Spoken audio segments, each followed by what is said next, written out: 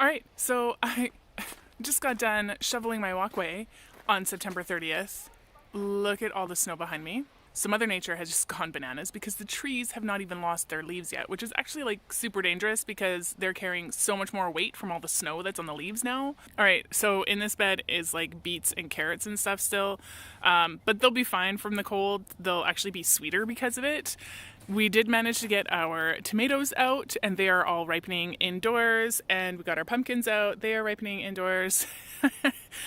But it was such a cold year, our corn wasn't even close to being ready. So we built it a little shelter, and hopefully it will be okay. Now, usually weather like this second the first snowflake hits the ground, all I want to do is knit. That's all I want to do. But I know that this weather is going to be gone in a couple of days, which is why we tented our corn, because literally in like 2 or 3 days, it's going to be 10 above. And so if we can get our corn through like this little mini winter and wait for fall to come back, we can actually maybe get some corn. So today I'm going to do what I'm supposed to do, and I'm going to sew. So let's get to it.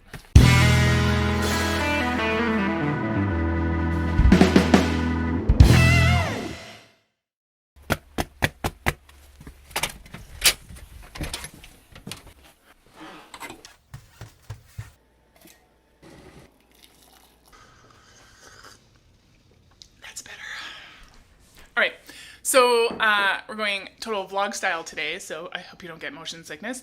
But I'm going to give you a tour of my sewing space. I'm getting set up. What I do is I do like all my sewing and recording in 1 week. And then the week after that, I do all of like my voiceovers and my images and all that kind of stuff. And that gives me like 2 weeks from doing recording that I can get projects done around the house, do like extra stuff with my kids, or kind of like whatever else is going on. So my sewing week is like a massive deal for me. Everything has to be like totally ready to go. So before I get everything going, I'm going to show you where everything is before I pull all my stuff out, because I don't actually have a dedicated sewing room. We have a room in our house that we call the studio, but it's kind of like a multi-purpose room. The kids have art tables in here. We have a dining room table in here. We have a piano in here. The dog gets her bed and gets fed in here. Whenever we have like a large meal with like tons of family, the kids' art stuff gets cleared out. Sometimes the piano even gets cleared out if we have like 20 people for dinner. And then we move our other table and have our big table in here. And so it's really a room that has to function as a lot of different things.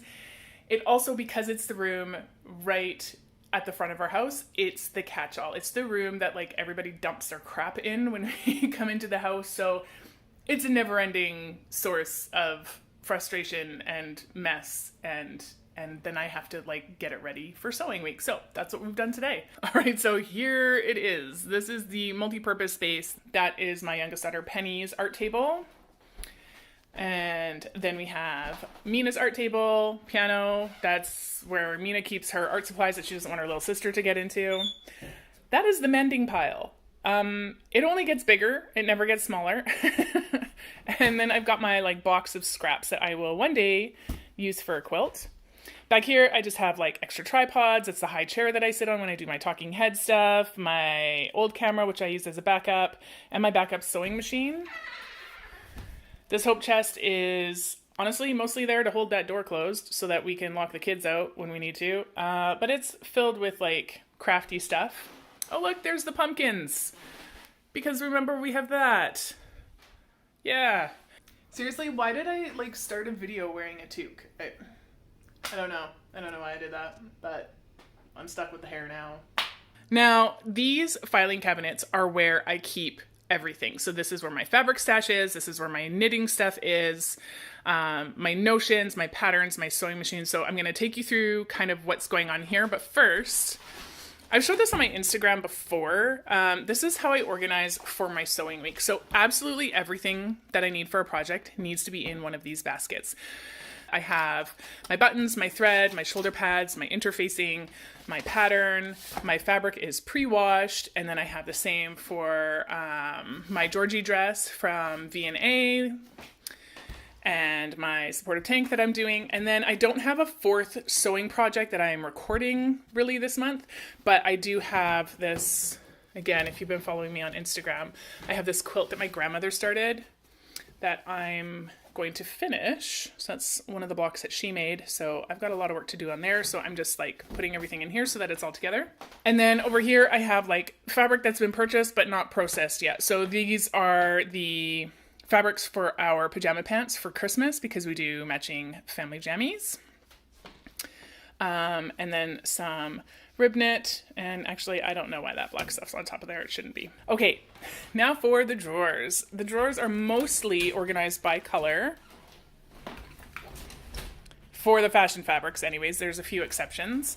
Now all I do is I take file folders, and for some fabrics I do have like the file folder intact, but for most of them I just have cut the file folder in half.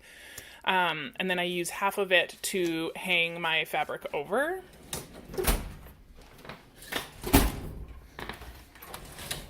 Here's the reds to blues. Isn't it pretty? Now, this is like mostly quilting cotton and then like some specialty stuff like kids craft stuff, diaper fabric from when my kids were in cloth diapers. And one of the things I'll do too is, let me see if I can find one here. I think this might be one.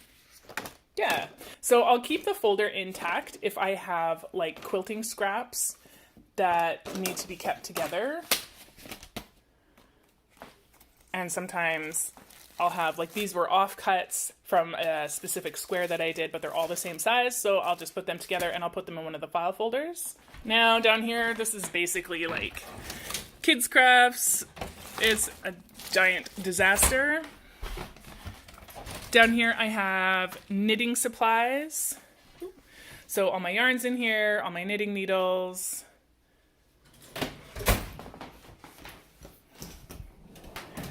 Now in here I have this is my main sewing machine. I have my serger in here. I have my stack of thread boxes, a whole bunch of tape for doing my pattern assembly.